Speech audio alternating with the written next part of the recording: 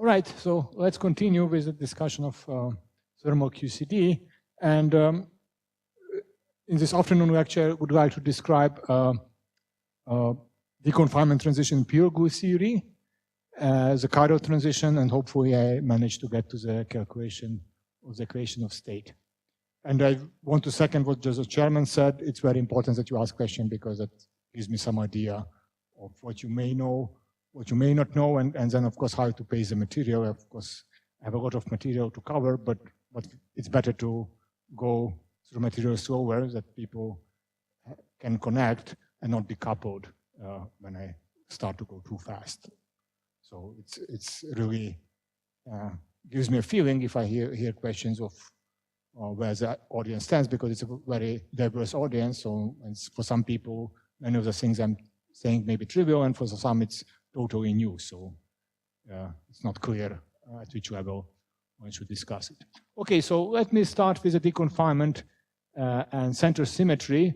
So the idea is here that in SU end-gauge theory, we have an exact symmetry, namely the center of a group Zn, and this symmetry essentially interacts in the confined phase, so the confinement or confining phase is symmetric, whereas deconfinement means that this symmetry gets broken, and essentially the breaking of this symmetry means that static charges in a fundamental representation can be screened once you go to the deconfined phase by pure gluon. And if you think about it, it's quite bizarre, right? Because you would think that you need fundamental charges to dynamical fundamental charges to screen a static fundamental charge, but in pure glue theory, that's not the case. If you go above the deconfinement, essentially gluons can screen the static quark charges.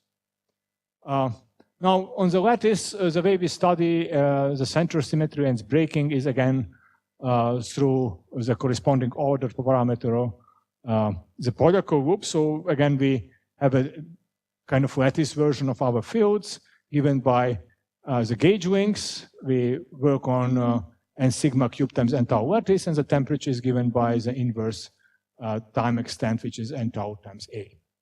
We need to take the continuum limit, as I said in the morning, so n sigma of n tau should be going to infinity to ensure that we have large volume enough. At the same time, n tau has to go to infinity to go to the continuum limit. And then we vary the temperature by varying the lattice spacing. Now, what is important to remember is that if you at finite temperatures, then the allowable gauge transformation do not have to be just periodic, right? I mean, they could be periodic up to a phase, which is given by the center of the group. So it's a unit matrix times the nth root of the unity for group SUN. So that's essentially the center Zn.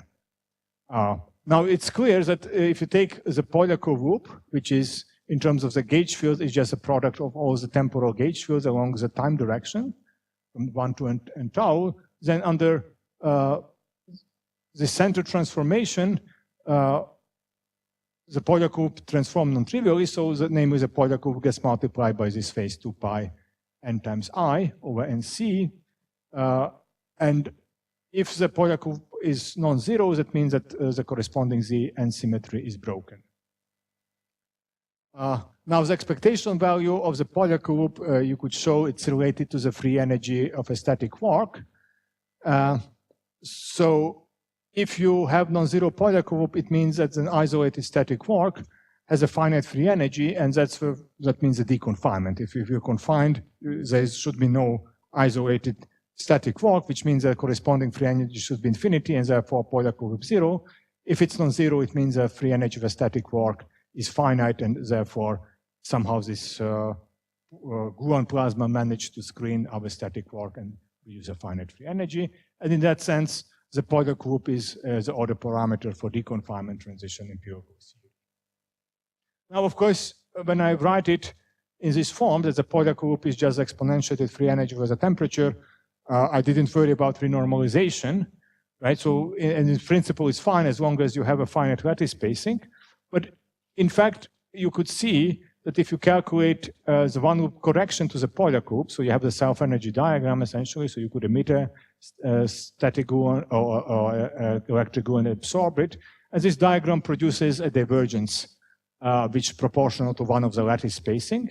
And therefore, in principle, if you take the continuum limit, this diagram diverges, which essentially means that the corresponding free energy will become infinite in the continuum limit. So there needs to be, this quantity needs to be properly renormalized in order to be interpreted as physical quantity.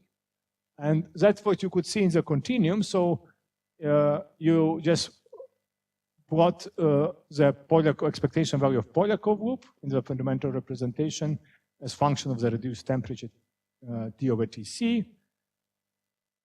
And you see that, first of all, it's very small. It's non-zero maybe or due to finite volume effects, but it's very small. And then at the transition point, it jumps to large value and then increases as you increase the temperature. But as you increase in tau, so I here show n tau equal 4, n tau equal 6, n tau equal 8, n tau equal 10, the absolute value of Polyakov loop increases. So the back Polyakov loop that as we calculate on the lattice, it vanishes in n tau equal going to infinity limit. So in the continuum limit, it somehow goes to 0. So this figure clearly shows that the Polyakov loop needs to be renormalized. Of course, if you work at finite lattice spacing, you may not worry about it. So you say, well, it's anyways the free energy is finite because n tau is finite. So we could still use this temperature dependence of the Polyakov loop to locate the transition point. Or we could use the corresponding susceptibility. So if Polyakov loop is an order parameter, then the fluctuation of the Polyakov loop or the Polyakov loop susceptibility will diverge at the critical point if you go to the infinite volume limit. If you have a finite volume, then this fluctuation of Polyakov loop will have a peak at some pseudocritical coupling of pseudocritical temperature beta C. So what you have to do to locate the transition points, the deconfinement transition temperature, you have to start with these Polyakov loop fluctuations as function of your beta, of your bare coupling. By varying the bare coupling, you vary the temperature.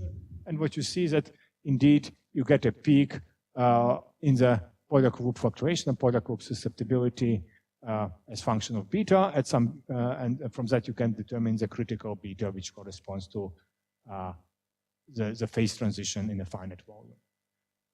In practice, of course, you would need simulation at several different beta. Fortunately, you don't need to simulate in very fine intervals because you have, as a distribution becomes broader the phase transition, you can calculate or combine the distribution and calculate a few beta values to essentially infer what the fluctuation of the Polyakov loop should be in a small range of beta. So as long as the histograms of distribution of the Polyakov loop calculated one beta and another beta are overlapping, it's kind of, the information could be combined. That goes under the name of Fehrenberg-Svensson reweighting. So you could buy information collected at different gauge coupling, and then you can pretty much map out the shape of this curve and locate the value of the peak. So you locate the value of peak as function of beta, so you determine beta C. Then you have to determine the transition temperature, and as we discussed in this morning, for that you need to know which physical scale corresponds to a given beta C. So what is a string tension or R0 scale that corresponds to this beta? So once you calculated this corresponding scale, you could calculate what is known as R0 times Tc. So the transition temperature units of some scale R0, which we defined through the potentials earlier this morning. And then you have to finally take the continuum limit. So you plot this quantity R0 times Tc as function of the lattice spacing in some other units, let's say the transition temperature itself. And then you know from theoretical grounds that it should scale like a squared, or if you use improved action, it could actually scale at a to the 4. So you do the continuum extrapolation. You could use different actions. So here I show calculation with Wilson action, which has the largest discretization error. So you clearly see the a squared behavior. You could use improved action like Iwasaki action, which is a particular choice of the coefficient in front of the rectangle in the improved gauge action. And you could much reduce the lattice artifacts, the lattice spacing dependence. Or you could use some other improved version, which yet corresponds to another choice of the rectangle coefficients. Then, of course, you could have larger discretization error, but with opposite sign.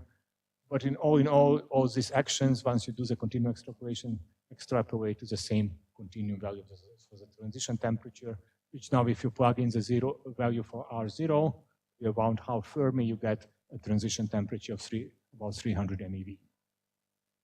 Now, what you could also do, and I won't show it here, but you could check the literature. Of course, we calculate this fluctuation of Polyakov or the Polyakov susceptibility in a finite volume, and we're increasing the volume, what we should see, then the height of the peak increases. And that means that as you approach the infinite volume limit, eventually you will go to the divergent susceptibility, which means that in the infinite volume limit, the fluctuation become infinite, and that's what you expect. So from the volume scaling of the fluctuations or the Polyakov susceptibility, you could show that the transition in the infinite volume is actually a first order phase transition. Any questions so far? Okay. Yeah. So this is a pure glue system? It's a pure glue system. So the ZN symmetry is only valid if you have a pure glue, right? Because if you have a fermions or a dynamical fermions, then the center is no longer the symmetry of the Lagrangian, simply because the fermion field will just transform in the same way as Polyakov. So any fundamental charge will have non-trivial transformation under the center symmetry, and therefore the symmetry won't be respected by the Lagrangian. So you may say that the quark break explicitly the ZN symmetry.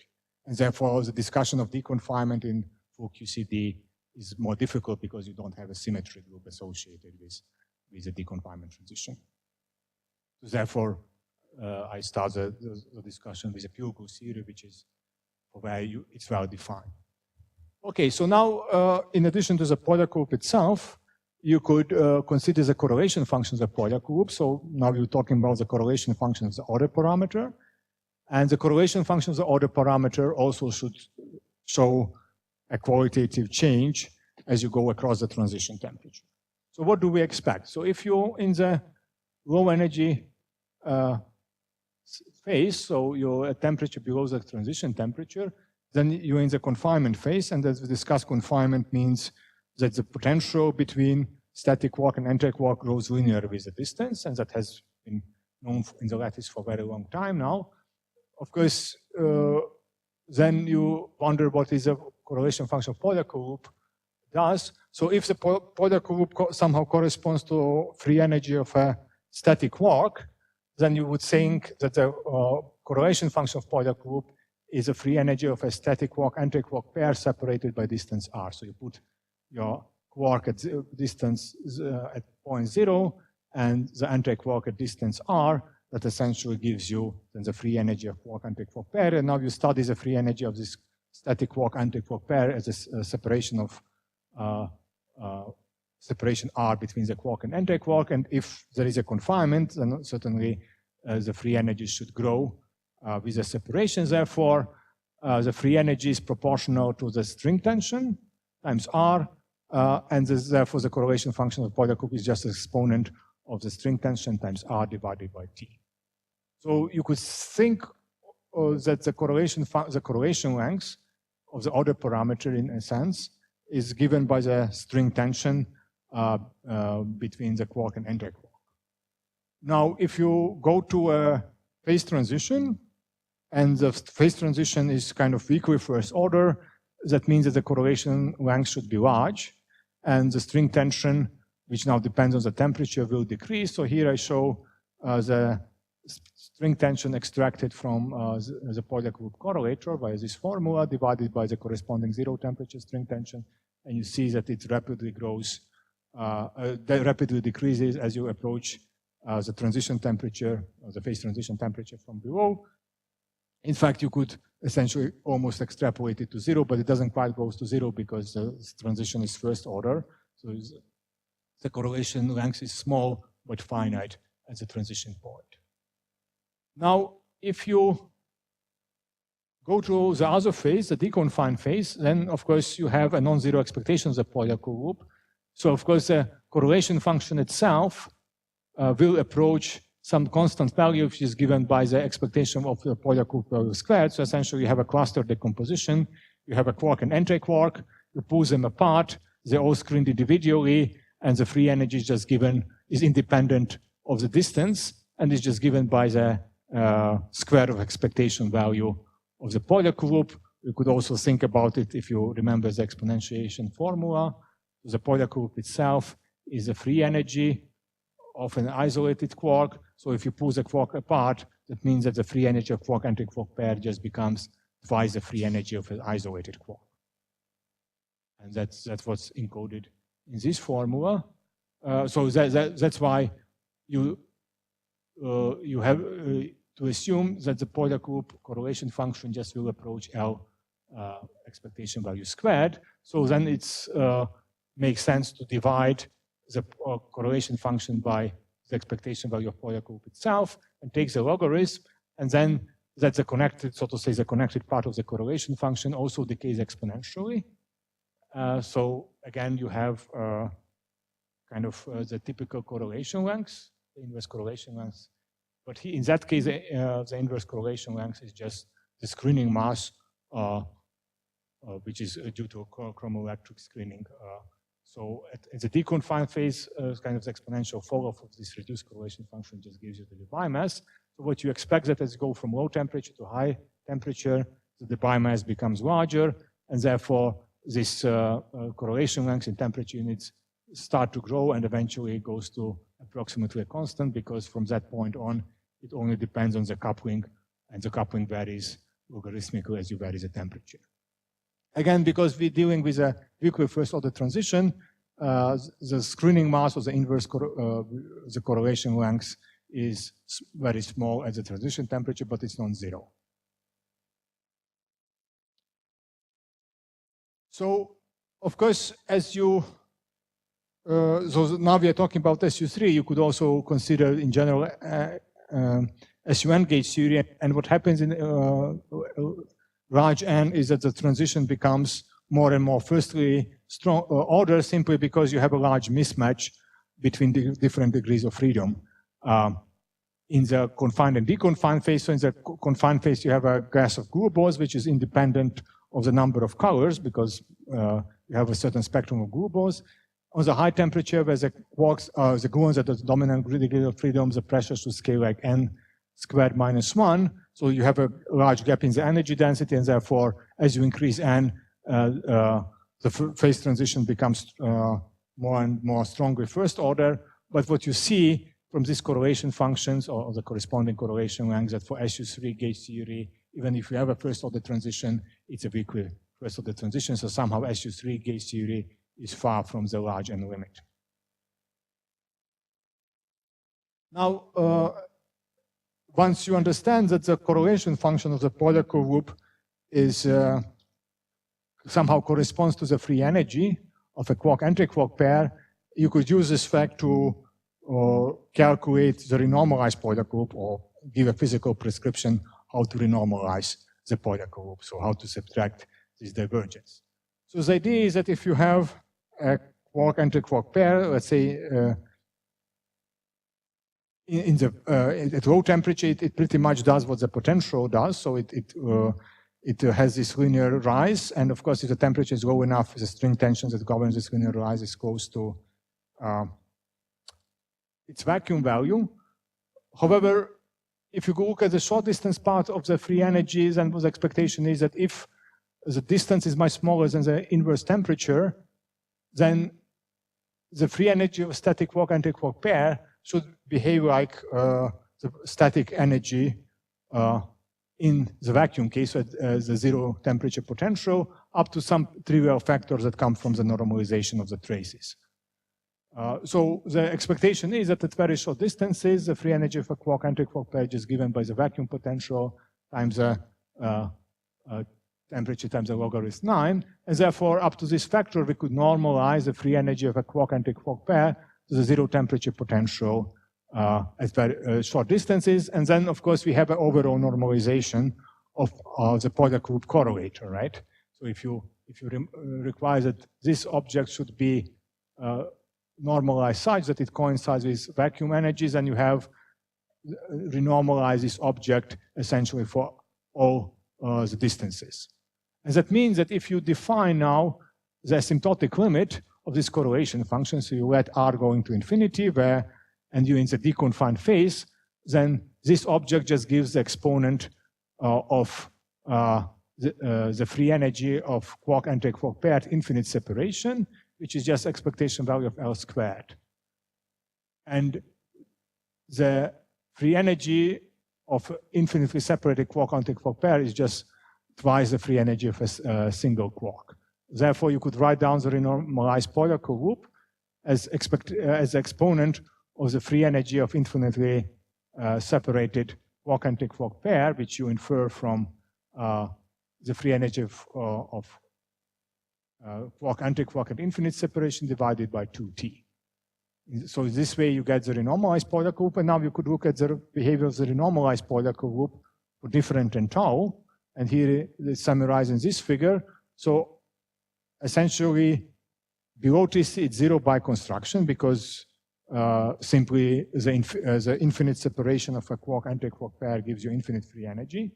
So by construction it's zero, and then it jumps to some finite value just above the transition temperature, which is about 0.4, and then start to increase and goes to some value close to 1, and actually it overshoots 1 and goes back to 1 as you increase the temperature. And this fact that the Polyakov goes above 1 easy to understand. You could calculate the expectation value of the Polyakov or the equivalent to the free energy of quark-antiquark pair at infinity, and you could just see that it's given by this expression where I introduce here the entropy of the static quark-antiquark pair at infinite separation, which is proportional to the Debye mass divided by t times the coupling constant.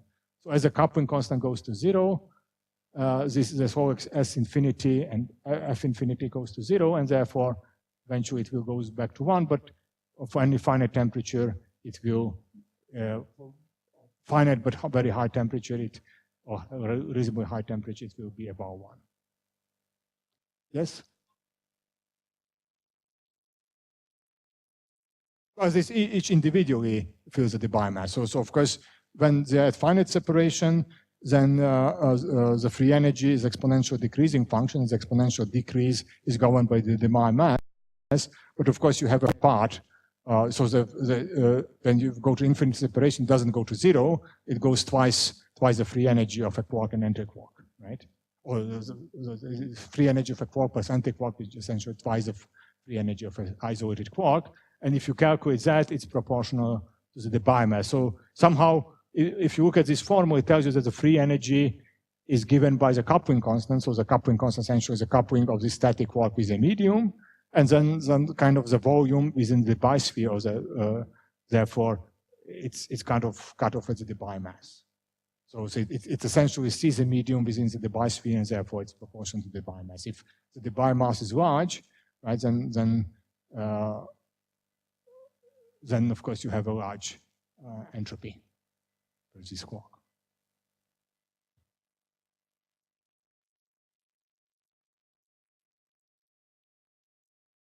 Well, I mean, well, it depends on what you mean by the Debye mass. So certainly you could calculate the Debye mass from where was it? From the exponential fall of the Polyakov. In fact, I shouldn't call this the Debye mass. It's the screening mass of a Polyakov loop, right? And when you calculate this object in perturbation theory, which you could do, you see that mu t is actually twice the Debye mass, and that's because the Polyakov loop, when you calculate the Polyakov perturbation theory, the first order diagram that contribute to it is a 2-gluon exchange. So each gluon is screened by m Debye, so you get twice of that, and therefore you have 2md. So in other words, if you go to high temperatures, this mu should approach 2md.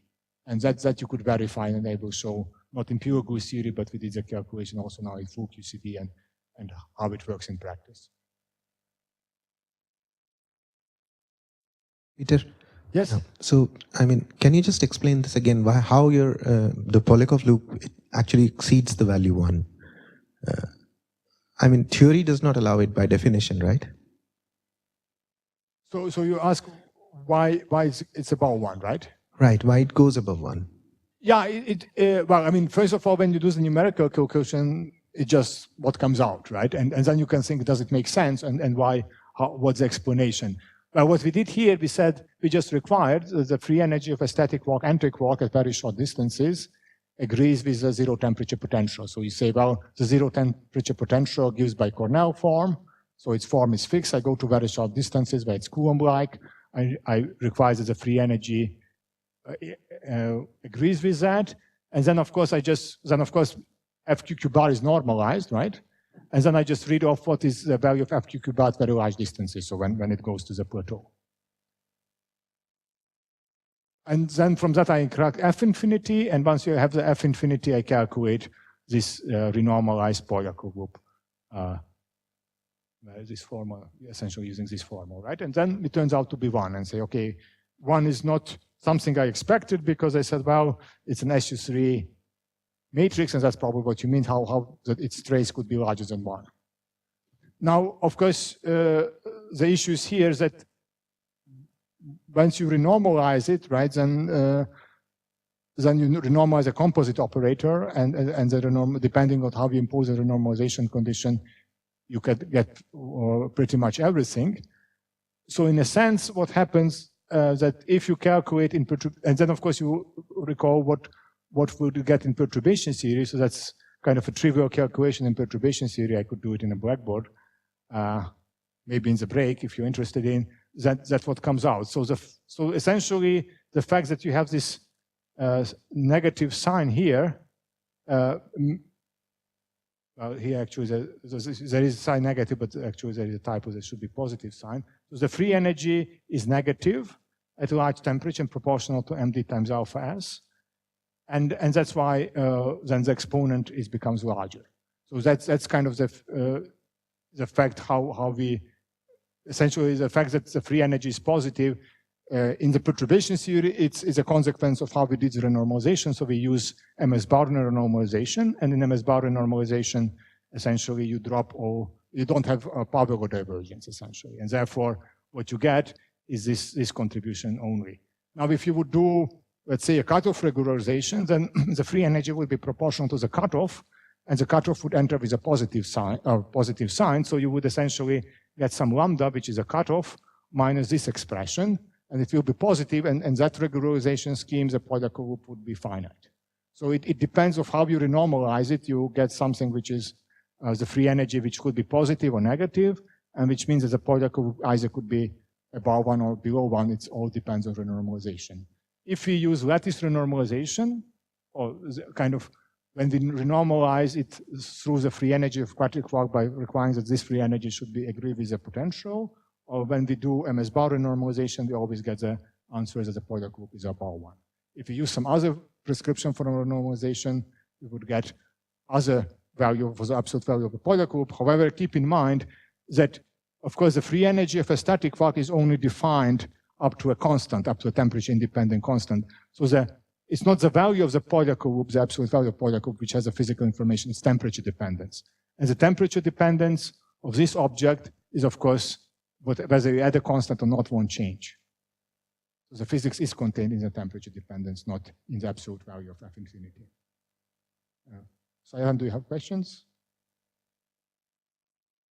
No, okay. Anyone else does have a question? Infinity by t and S infinity plot doesn't lie on the top of each other, because from the expression it is clear that F infinity by t is equivalent to S infinity. Okay, so that was, I didn't get this there. So now if you have the free energy, right, then you could evaluate the internal energy and the entropy. Mm-hmm. And as I said, as I discussed before, the free energy is negative in this renormalization scheme. And the slope, of course, is just given by the entropy. So the entropy should stay positive, and it approaches a finite value.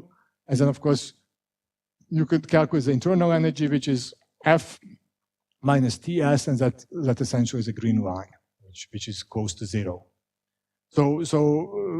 But the temperature dependence of all these quantities is the same, except as you go to high temperature, the entropy is positive and the free energy is negative, and as I said here, the typo should be plus. So this is the same up to a temperature factor and an overall sign. But from that expression, it looks that red plot and blue plot should lie on each other. No. I mean, there is a sign which I messed up. So the blue should be positive and the red should be negative. So they are equal in magnitude and different in sign. Okay. Equivalent magnitude is okay. Oh. Magnitude is the same, but the sign is different. Okay. If you go asymptotically, right? So if high temperature where this expression is valid.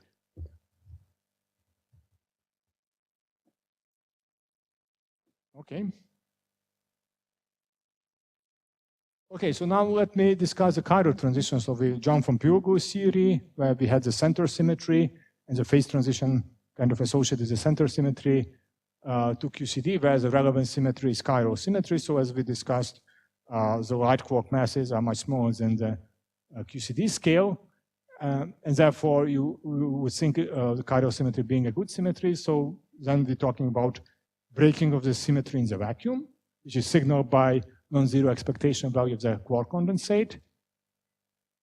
And of course, what we expect that as you go to high temperature, because we distort or we push away the non-perturbative feature of the QCD vacuum by putting more and more partons. So essentially, we go from a sort of perturbative regime, or decoupling regime, where there is no non-perturbative physics. This expectation value of psi bar psi should go to 0. And the question is, how do we see it on the lattice? So, of course, the prescription is simple. You just have to calculate psi bar psi now at finite temperature and study its temperature dependence and see if it really goes to 0. Of course, the complication is that this quantity needs renormalization. So it obviously needs multiplicative renormalization. And if you had finite quark mass, it also needed additive renormalization, because at finite cutoff, it's just proportional, as a term proportional to 1 over a cubed. So that needs to be removed. So there's several ways you could do it. So one particular way of doing it is to take the psi by psi, evaluated at finite temperature, at finite quark mass, subtract the value of psi bar psi at 0 temperature, multiply the entire combination by the strange quark mass to take care of one multiplicative factor and some scale factor to make it dimension work out, and add the value of the quark condensate in the chiral limit, which doesn't need additive normalization, again with the same combination of the quark mass and the scale parameter. So that is kind of the renormalized version of the quark condensate that you could calculate finite quark mass, and now you could study its temperature dependence. And here I show different calculations of this quantity as functions of temperature. So I show the result of this Higgs action calculated two different quark masses. And so that one discretization scheme were used by hot QCD collaboration, which I'm part of, and our competitors use a different improved discretization scheme called stout action, the blue lines, and by and large, you see the same pattern that the chiral condensate decreases. Of course, it doesn't go to 0 because you have a finite quark mass effect, so it goes to some finite value as you go to high temperature, but it's clearly there is a large decrease in the value of the quark condensate. So now from this quantity, or looking the corresponding fluctuation of the order parameter, you could deduce the value of the transition temperature, which was found to be around 154, 155 MeV. What you could also calculate, and if you decide to calculate the fluctuation of the chiral condensate, that was, so this calculation, yeah? Yes.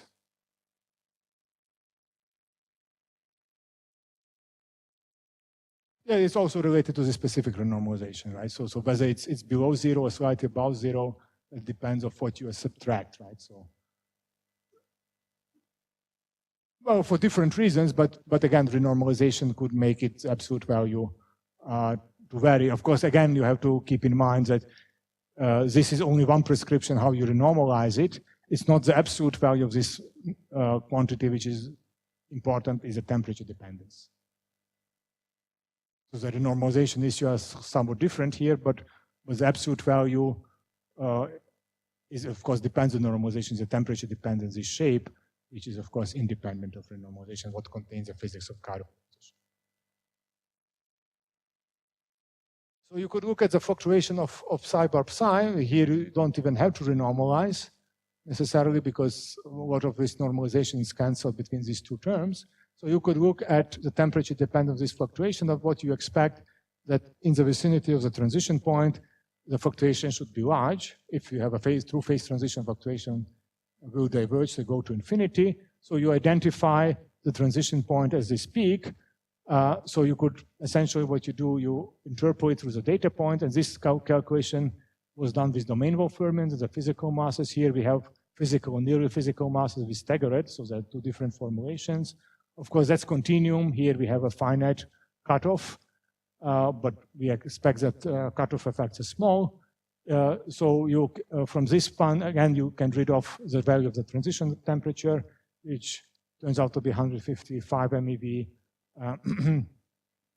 which is compatible with a staggered result, which gives 154 MeV. So two different formulation, staggered and domain wall, which preserves chiral symmetry, kind of gives you the same transition temperature. And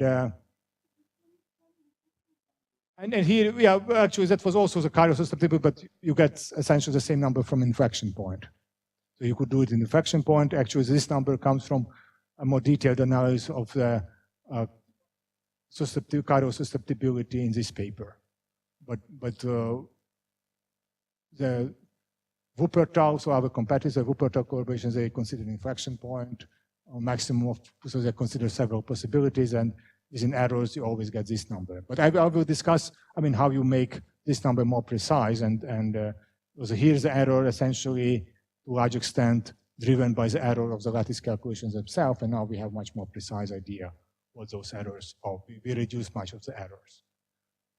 Now, as I said, if you have a genuine phase transition, you increase the volume, you would expect the fluctuation should increase because eventually the infinite volume limit, in the case of phase transition, fluctuation should go to infinity. So here I show calculation two different volumes, 32 cubed times 32 cubed and 64 cubed, and you see there is no apparent volume dependence of this fluctuation, so that essentially indicates that because the fluctuation don't increase, we are not dealing with a phase transition, but a crossover transition for physical value of the quark mass, and that's essentially the basis or the best demonstration that why for physical quark masses we don't have a chiral phase transition, but a chiral crossover.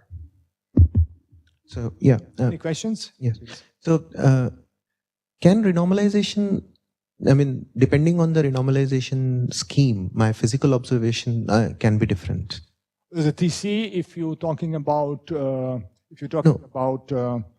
phase transition temperature, it cannot, right? So the physics information is encoded in temperature dependence. Right. And renormalization, of course, can change the absolute value. Well, it could change also the shape, but not much, right? So and certainly if you go to the phase transition, it's clear what will happen. I mean, you could change the normalization here, but exact chiral symmetry means that essentially it should go to zero in the zero quark mass. So it's non-zero below transition point, it's zero above transition point, so no normalization can change that.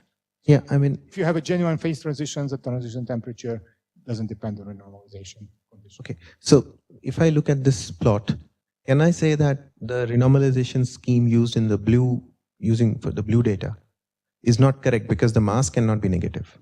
Well, no, I mean it's correct because it's not the mass, right?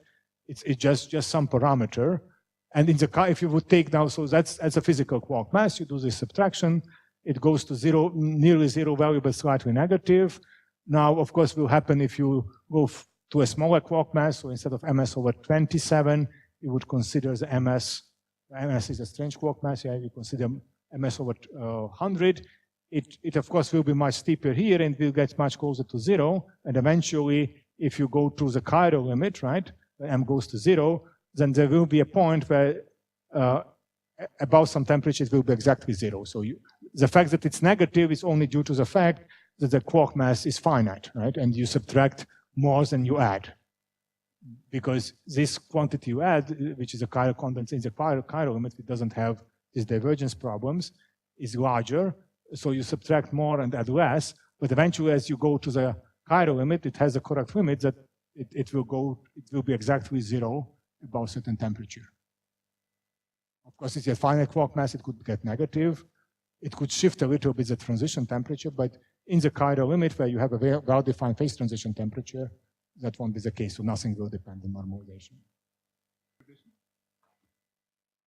So if you have a crossover transition, of course, this number, so then you ask what's the meaning of this number, because that was defined either by this or the inflection point of this, and you get similar but maybe slightly different numbers, so there is no unique point which you would say it's a crossover temperature, right? Because it's a crossover temperature, just some characteristic point in a given observable, and you could pick different chiral observables.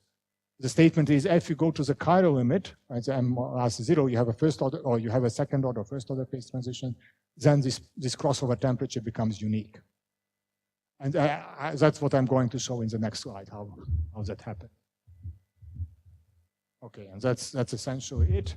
So now we want to relate this crossover temperature to the phase transition temperature in the chiral limit.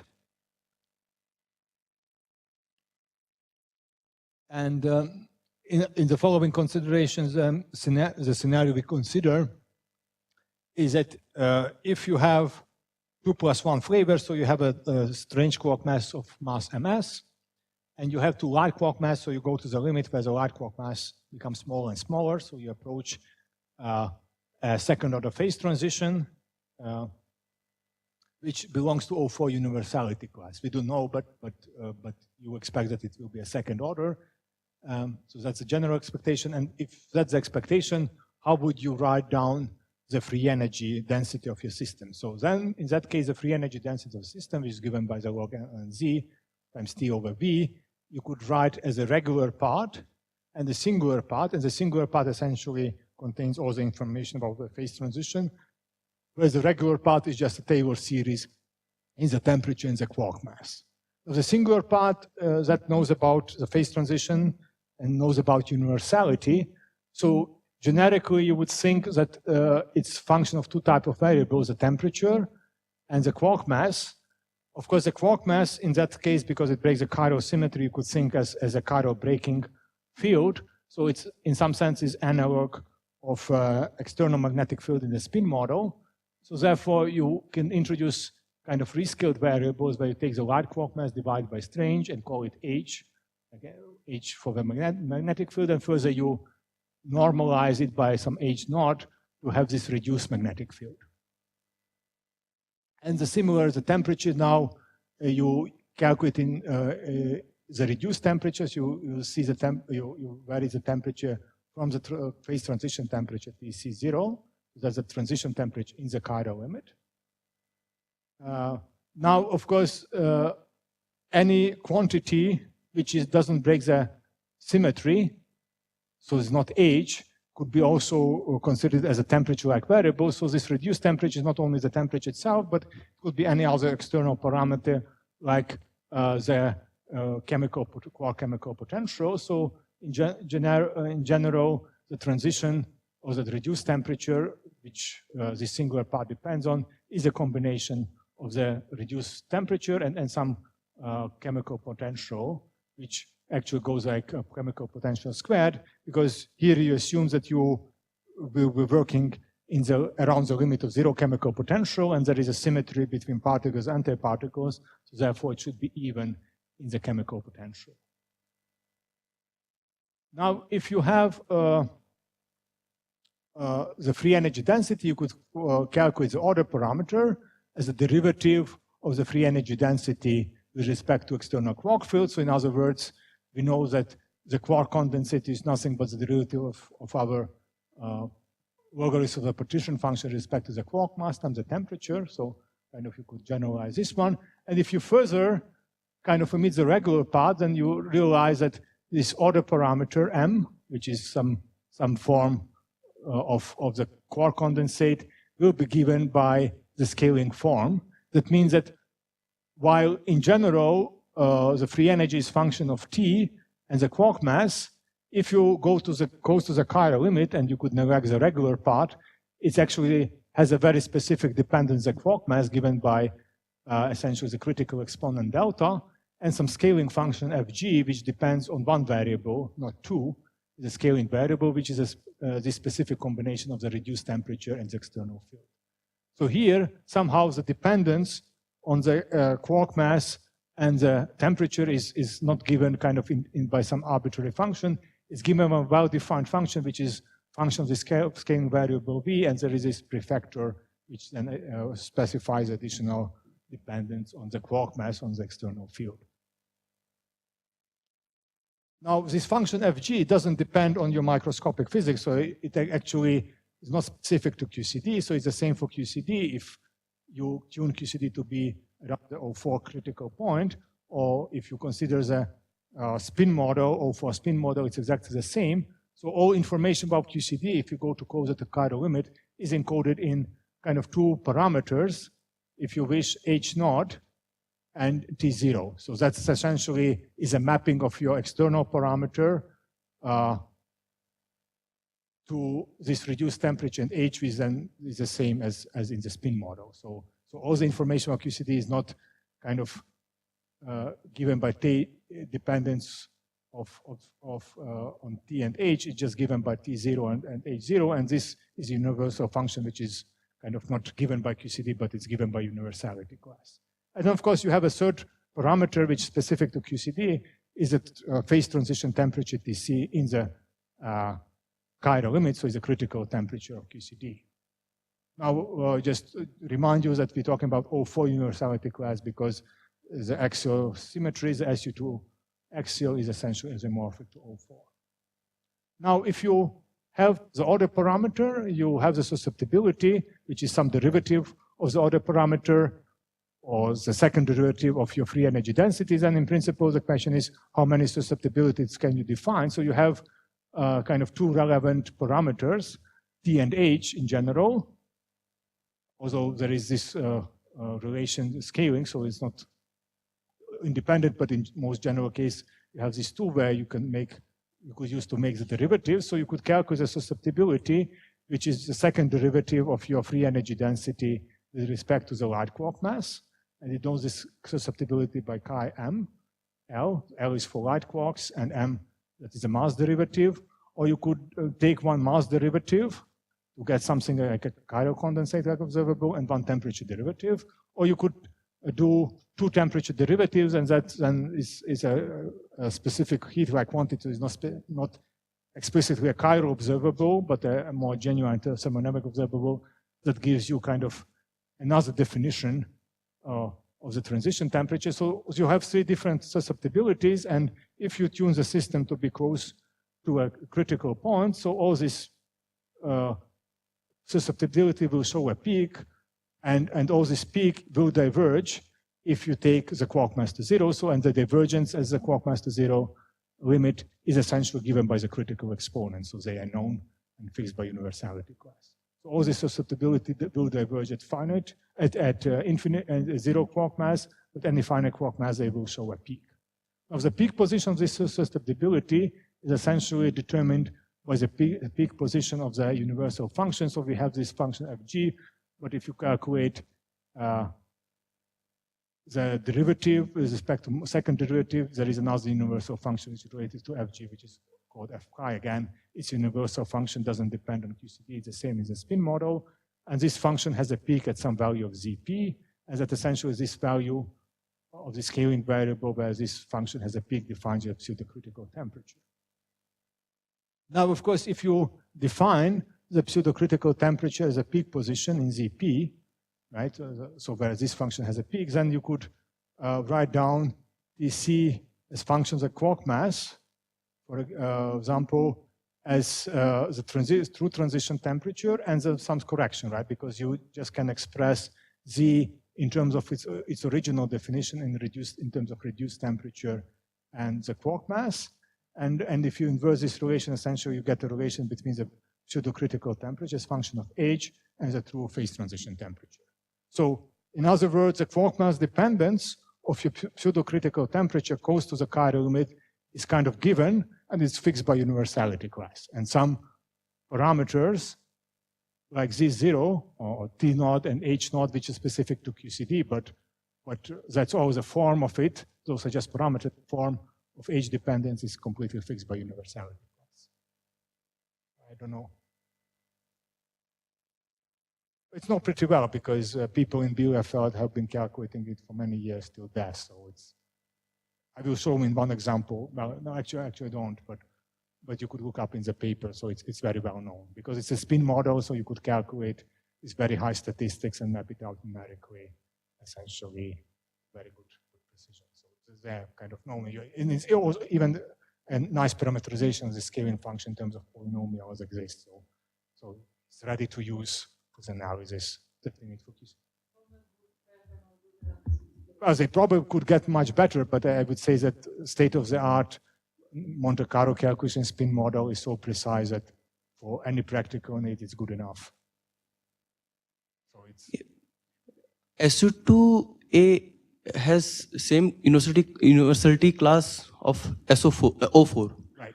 I think it should be SU2 cross SU2 instead of SU2 because number of generators are not matching. Yeah, no. So O4 has 6 generators and of course you always have the full.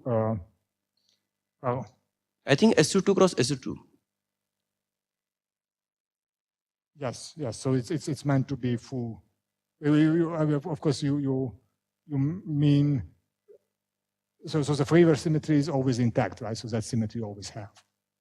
Therefore it's O4. Now, okay, so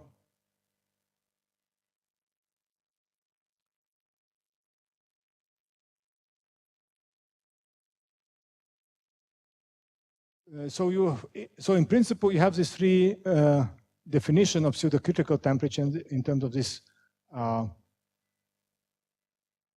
three different susceptibilities which are distinct. And of course, they kind of should coincide with the chiral limit. So the statement is that as you approach the chiral limit, these three definitions go to each other. So they will coincide as you take the chiral limit. So in the zero quark mass limit, all these three are equal and gives you the phase transition temperature. And of course, if you're not in the chiral limit, but for each of these estimates, you have the scaling relation which dictate how this pseudo-critical temperature depends on the quark mass. So most often we consider this value because that's essentially given by the chiral susceptibility I showed in the previous slides, but in the next slide I will show kind of more general considerations. So of course, again, if you want to kind of get rid of lattice artifacts, you need to renormalize the quark condensate somehow, and what we found that one useful renormalization actually is to construct the two-flavor condensate, multiple with the strange quark mass, and then subtract the strange quark condensate multiplied by the light quark masses. And this construction ensures that any divergence, which is proportional to the inverse of the lattice spacing, cancelled out, so that essentially gives a nice, well-behaved quantity. Then you could define the corresponding susceptibility. You could either take the derivative of this renormalized condensate. So of course you have to want to make the dimensionless, so we divide it by the kaon decay constant, so just for convenience, so make the entire expression dimensionless. But you could use other quantity as well, but that was kind of our definition. And then you could calculate the derivative with respect to quark mass to estimate the susceptibility, or you can just look at the fluctuation of the light part and define what is known as a disconnected susceptibility. Again, you normalize by the proper powers of strange quark mass and the pound decay constant to make the dimensions right. Now, then, of course, you could do this also as non-zero chemical potential by the means of Taylor expansion. So in general, you could write down the Taylor series for the chiral condensate, this renormalized chiral condensate in even power of the chemical potential in the Taylor expansion, and this coefficient you could calculate. And the same for the disconnected chiral susceptibility. Now I write the Taylor expansion going from 0, so the 0 order Taylor expansion is just the quantity itself, so it's C0 sigma is just sigma itself, and C0 chi is just chi itself. That's for notational definition. And then the other thing to be realized that if you take derivatives in mu x squared, it's like taking derivatives of the temperature if you kind of close to the chiral limit, because as you see, the reduced temperature is actually, so things should depend on the reduced temperature, at least in the singular part, which is dominant. And here, whether you take the temperature derivative or derivative mu squared is the same thing. So it all implies a derivative in small t. So therefore, you would think that a derivative of C0 chi in temperature is just that should have the same similar temperature dependence as the second order Taylor expansion coefficient C2 chi.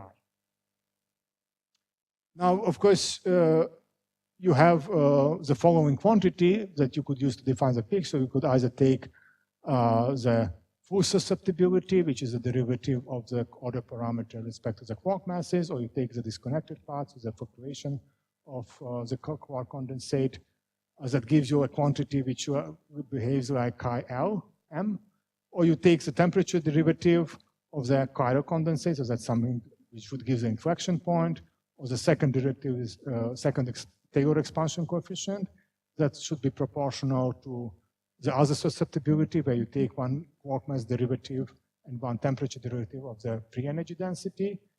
And because you have, in addition, this relation, all in all, you have 5 different definitions to define a pseudo-critical transition temperature for chiral observable, which essentially would say that if this quantity has a peak, then the derivative of this, so that means extrema, so the derivative of this quantity with respect to temperature should be 0. So you could either require that these derivatives of this quantity are 0, or this quantity are 0, and also there's 5 possible definitions. So if you have this 5 possible definition, and if you're very close to the chiral limit, this 5 possible definition should reduce to 2 if you somehow neglect the regular part of the free energy, which can be Taylor expanded. So in general, you have 5, but close to the chiral limit, they reduce to 2. And now the question is, okay, so suppose we do the calculation, so what do we find? Well, we are not exactly in the chiral limit. So we are close to the chiral limit, but not exactly in the chiral limit. So if you, I mean, in the most general ground, right, you can use any of this definition to define a transition temperature, because all this quantity should peak. So if you take derivative, then it gives you 0, right? So that's 5. But now, of course, they fall in 2 classes. So these quantities, they behave like chi Lm. So it's an essential derivative of chi Lm. So that has a peak, and this quantity is 0. And this observable, they proportional to chi Tm. So where you have derivative in temperature and the quark mass. So therefore, if you go close to the chiral limit, out of this 5, like this 3 goes to this one, and this 2 goes to this one. And of course, if you exactly in the chiral limit, they reduce to Tc0. So now the question is, if you do practical calculation in the physical quark mass, how this different transition? I think there is a question. Yes, please. Yeah. Okay. Fine. So the hot QCD collaboration did now extensive calculation based on kind of unprecedented number of gauge configuration, like 100,000, 500,000 in the range of n-tau between 16 and 12. We also have the finest lattice with n-tau close 16. The largest one here, we have less statistics, but overall, it's a pretty very high statistics. So you see these data points for different quantities, C0, so the chiral condensate, the chiral susceptibility, disconnected chiral susceptibility, the Taylor expansion coefficient, the second order for the condensate for the susceptibility. And for example, here you don't see the error bars simply because the error bar is smaller than the symbol size. You do the interpolation of these quantities using Paday's, so you know kind of map out the temperature dependence very well. And once you have the Paday's interpolations, then it's straightforward to calculate the derivative of this quantity and then equating this derivative to 0, or in that case, that already behaves like the derivative itself, so it goes through zero. You can identify the zero position, either from the derivative of this quantity or let's say throw it away for chi to C2 chi. Then you get the position of the zeros gives you the estimate of the transition temperature, and this is fine summarized here. So these are all the 5 quantities I discussed, which can be used to define the pseudo critical temperature as function of 1 over n tau squared. So if n tau goes to infinity, 1 over n tau goes to 0, so you should see a square scaling, and it's kind of pretty fairly linear. So you see the expected 1 over n tau scaling or a square scaling. You see that at non-zero lattice spacing, different quantities give size with different result, but interestingly enough, as you take the continuum limit, the differences become smaller and smaller, and in the continuum limit, within errors, all these quantities seem to give the same transition temperatures. That's not what necessarily we expected. You would expect some differences, but for whatever reason, when you do the calculation, you do the continuum extrapolation, within 1.5 MeV, all these different definitions give you the same transition temperatures. You could say that TC, if you take different definitions, they could differ at most by 1.5 TC, 1.5 MeV. So the kind of the uncertainty, what we call the chiral crossover temperature at the physical quark mass is about 1%, and at the transition temperature 156 MeV. Any questions?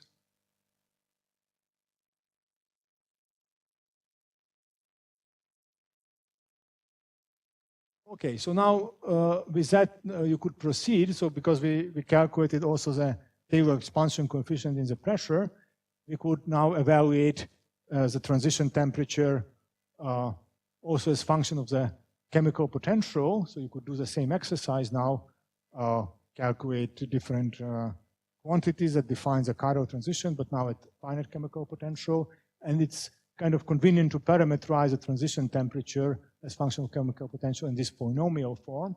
So then the dependence of the transition line on the baryon chemical potential is encoded in this coefficient kappa 2 and kappa 4b.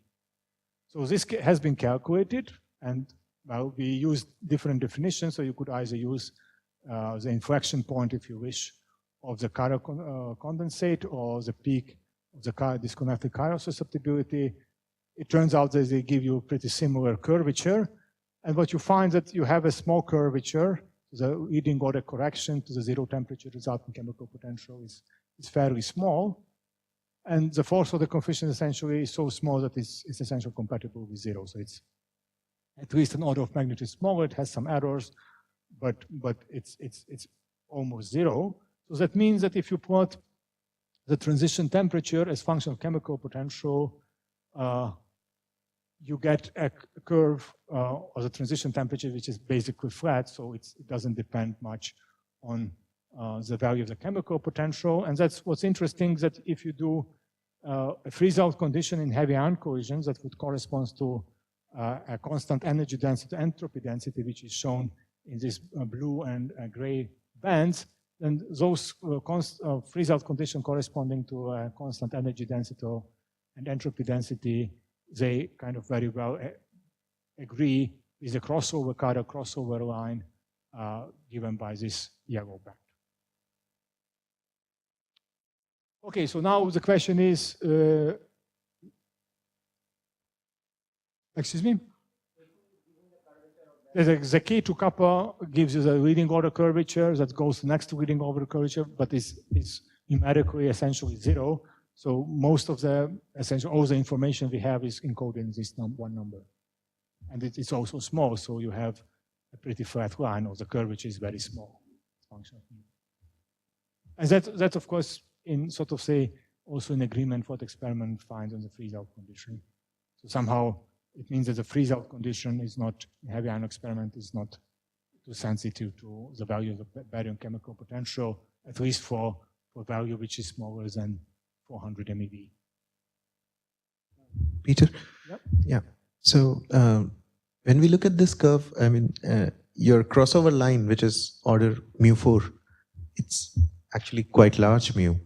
In Taylor expansion, one would expect that you would just restrict yourself to something like smaller mu's of 50, or you want to stretch it maybe to 100.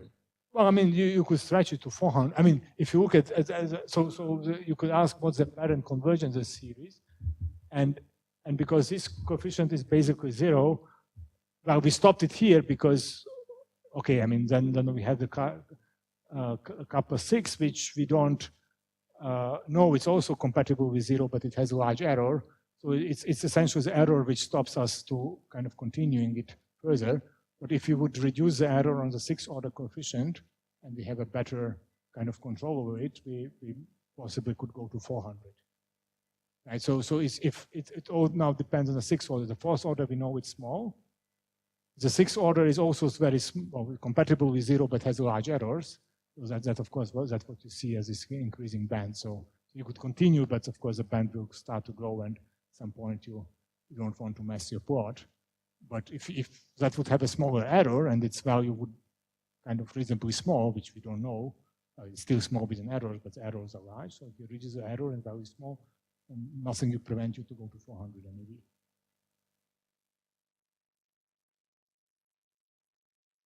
Yeah, but that's right. I mean, there is a finite radius of convergence, but the question what it is, and so far we don't see. Well, I mean, the convergence radius, the lattice data is compatible right now with the infinite radius of convergence, in a sense that what we estimate for Taylor expansion coefficients is compatible with hadron resonance gas, and hadron resonance gas has infinite radius of convergence. So we don't know what the radius of convergence is because all these things have error, but it's not incompatible with having infinite value of convergence. So what is really needed is more precise data where you could make a more strict statement about the 6th order coefficient, and then of course maybe put more stringent bounds on the radius of convergence. But at the moment it's in errors. It could be even infinite, we don't know. Okay, so now the question is, okay, how is that relates to the Chiral phase transition temperature? So in other words, what is the nature of the Chiral transition as we go to the limit of wide quark masses, keeping the strange quark mass fixed?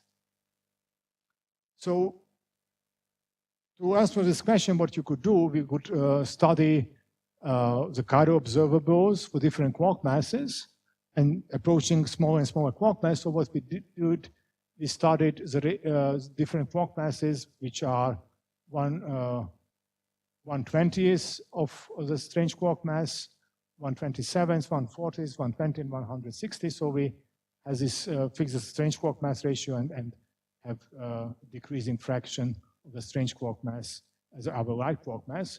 So, and of course you can see here that the quark masses that we use corresponds to decreasing power mass from 160 MeV to 55 MeV. And as you decrease the quark mass, the Chiral susceptibility obviously grows, as it should. Right? So if you go from 1/60 MeV, you're here, go to power mass of 55 MeV, or M light over MS to be 1/60, then you get here. So the peak increases as you expect. Of course, as you go to smaller quark mass, you should worry more about finite volume effects. So here I show finite volume dependence of the Chiral susceptibility. One of the smaller quark masses, so MS over M light equals 80, 8, and you see that you see quite sizable quite volume effects. But if you go to volumes like spatial volumes like 40 cubed, as this lattice spacing, it's already kind of close to the infinite volume limit. And of course the peak, so that there is no increase in the height, right? So in fact, the height of this peak decreases as you increase the volume, which means that you're not dealing with a phase transition yet at this quark mass. Now, as I said, you could take your order parameter.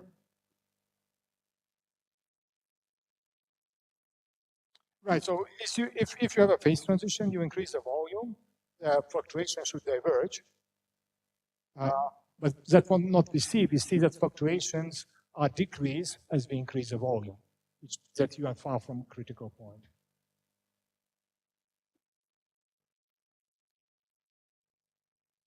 So now if you take this renormalized condensate and the susceptibility defined in the previous plot, you could construct, well, you could write down the scaling ansatz for them as well. So the chiral condensate is given by the scaling form, and similar form can be derived by chiral susceptibility.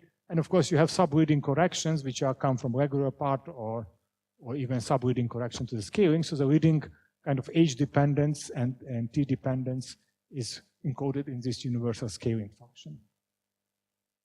So as I said, if you take the peak position of this quantity that defines you a pseudo-critical temperature as function of quark mass, and now we also consider how this order parameter scales in the volume. So there is also finite volume scaling for the universality classes. So here we also include that as well. And the argument carries through as in the infinite volume case shown previously. So this pseudo-critical temperature is related to the chiral phase transition temperature, Tc0, plus a leading order corrections, which come from the scaling, and that essentially given by the value of the position, peak position of this function f chi p, so that's a peak position of chi, and then the dependence on h of the quark mass is essentially given by the critical exponent. Now it turns out that looking at the peak position is not the best way to estimate the critical temperature, simply because this value of Zp is of order 1 or 2. So this term, correction to kind of 1, is relatively big. So if you have quark masses which are not extremely small, and you want to minimize this correction, the way you could do it is by considering a characteristic point in your scaling function, which is not the peak, but any point which for which this value is the x. So you consider a quantity and you take a characteristic point defined by zx, which is somehow close to 0. So if you take any part of the scaling function, which is kind of has a small around z equals 0, that's a fine definition, so to say, or fine estimate of your transition, chiral transition temperature. So 150, yes? Well, it doesn't have to be, but your life will be easier if it's close to 0, because you see that gives you a correction, right? And this correction could be big. And you want a precise, right? So this term is finite, and then you have subleading correction, and you want to minimize this term, so you want to pick a characteristic point for which the x is small. And what you know, for example, is that if you close to the scaling regime, then this combination, h times chi m over m, is 1 over delta. So that's one way to define a pseudo-critical temperature. So close to the transition temperature, phase transition temperature, this relation holds. So now you could define a point where this relation holds. So essentially look at this combination h times chi m calculated on the lattice divided by m as functions of the temperature, and you see that at some point it will cross this 1 over delta, right? And 1 over delta is like, so delta is 4.8, so it's around 0.5. Of course, it depends on the volume, but if the volume is large enough, then of course it's kind of this crossing point is kind of well defined, but of course you have some finite volume correction as well. Alternatively, you could look at the chiral susceptibility, and instead of looking at the peak, look at the value of the chiral susceptibility, where the chiral susceptibility equals 60% of this peak position. So essentially, you could define a characteristic point T60, which is the maximum of chi m multiplied by 0.6, and that's another definition of, if you wish, a pseudo-critical temperature, because as you go to chiral limit, they approach the same value. So then you have this relation of your characteristic point and the chiral phase transition temperature. And of course, what you also want to include is a leading order correction to the first subleading correction to scaling, which is also given by critical exponents. So essentially you have to, now the methodology is that you have to define this characteristic point from the lattice data, either by considering figures like this, so you plot it for different quark masses, you look at the intersection point of your data is 1 over delta, or you determine the peak position and you look at the location of a temperature where you reach the 60% of the maximum of your chiral susceptibility, and then you have this estimator of your pseudocritical transition. And for all these values, you could see if you plug in the value of the, if you use a scaling function, that for these quantities, this zx is close to 1, so this term is kind of small, and that is anyways subleading correction to scaling. So now you could take all the data you have and kind of use this ansatz and see how it fits. So of course you now also need to take into account the finite volume corrections. And after you did it, you get the transition temperature for different n taus, or different, in that case we use estimator delta t, as function of this scaling variable, which is the combination of quark mass dependence and volume dependence scaled with the proper exponent. So you have to take the 0 quark mass limit and the infinite volume limit, and then you end up with the estimate of delta t in the infinite volume limit and 0 quark mass limit. And finally, what you have to do an extrapolation of this infinite volume 0 quark mass limits shown by the arrows to the continuum using 1 over n tau squared. And depending on whether you include or exclude n tau equals 6, you get slightly different result. That means that there's some residual cutoff effect could be there, but if you put everything together, you can estimate that the transition temperature in the chiral limit is 132 MeV minus 6 plus 3, and that's mostly described by kind of this spread of this continuum extrapolation.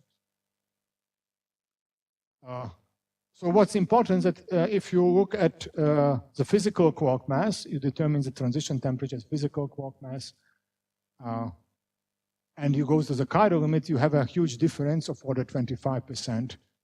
So the chiral phase transition temperature for vanishing quark mass is actually 25% smaller, or 25 MeV smaller than the crossover temperature and the physical quark mass. So there is a significant quark mass effect. Yes? So in this plot, the x-axis is ms by ml, right? It's ms by ml multiplied by n tau and sigma, right? And everything kind of scaled by proper. So that's essentially the physical volume multiplied by the appropriate combination of the quark mass. So right. So larger variable is a combination of volume and the scale mass, and the quark mass is kind of scaled with the appropriate powers given by the critical exponent. So you have to do both.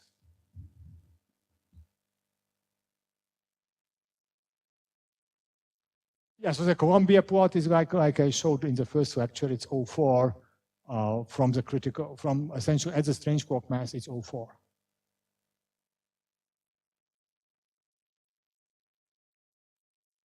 Well, with the Columbia plot, TC doesn't enter, right? Because the Columbia plot is only. Yeah, but that's of course, yeah, that's a third axis, right? I mean, we don't know all the boundaries. We only know that, well, from this analysis, we know that if you fix the strange quark mass to physical value, go to light quark mass, you're going to hit the 0.4 and not a Z2 line. Okay. And how does the confinement temperature compares with this? The deconfinement transition temperature, that is something I'm going to talk probably tomorrow. So here, of course, you may ask why this transition current or chiral crossover temperature is all meaningful.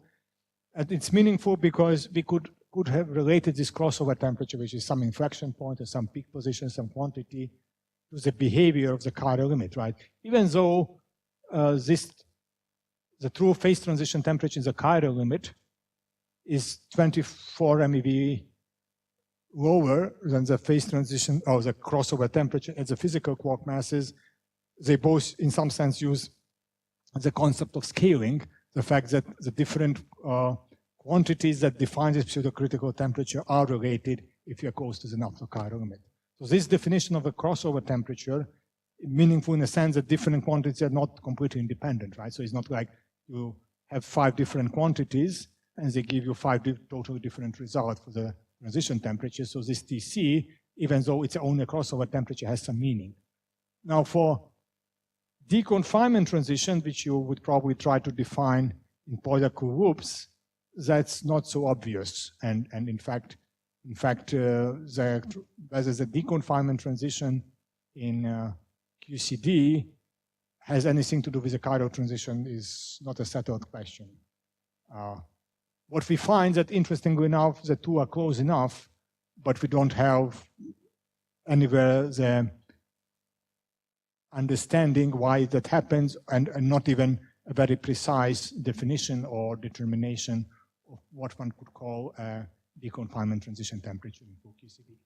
So what you mean by deconfinement in full QCD is not very well defined in a sense. But if you try to do it in Polyakov, you do the best analysis you can, what you find it's not very different from the chiral crossover for the physical quark mass. And then a separate question is what will happen if you take the chiral limit, because now in the chiral limit, the chiral crossover temperature decreased by 24 MeV, and whether the deconfinement will follow the same trend, that's not clear at all. That needs to be investigated.